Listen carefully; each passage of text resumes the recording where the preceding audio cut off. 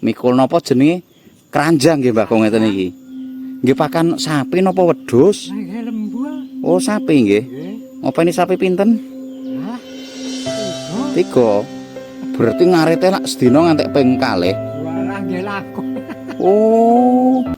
Jeneng paring asma Mbah sinten? Sadri. Mbah Sadri. Nggih. Umure pun pinten Mbah Kong? Kelahiran 47. Oh, tapi tesih kuat ngarit ping 3 sedina. Nggih. Munggah medhun gunung ngeten iki. Nggih punika nggo. Oh. Gembolane napa? Mboten Gembolane sego nggih Mbah Kong. nggih niku. Melampah tiap hari. Nggih wong niki ampun badhe mantuk ngeritake mendo. Oh, enjing wae pun wangsul. Nggih, nggih mriki ngaler iki. Mbah Kong bercerita tadi pagi itu sudah pulang sekali ambil rumput, ini berangkat lagi. Monggo Mbah Kong, sehat-sehat. Monggo. Nggih. Ngritake mendo niku. Oh. Sekawan mendane niku. Oh, wedhuse 4. Nggih nguni-ngunan. Nggih, Mbah Kong.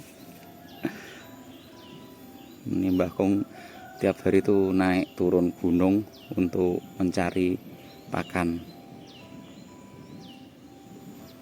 Nah, naik ke atas sana.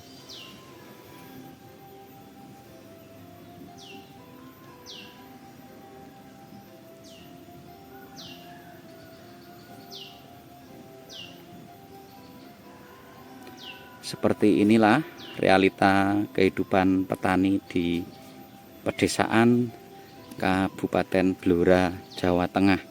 Itu Mbah Kong masih terus naik ke atas sana. Nggak bisa kita bayangkan ya, dalam sehari bisa bolak-balik sampai 3 kali dengan membawa rumput.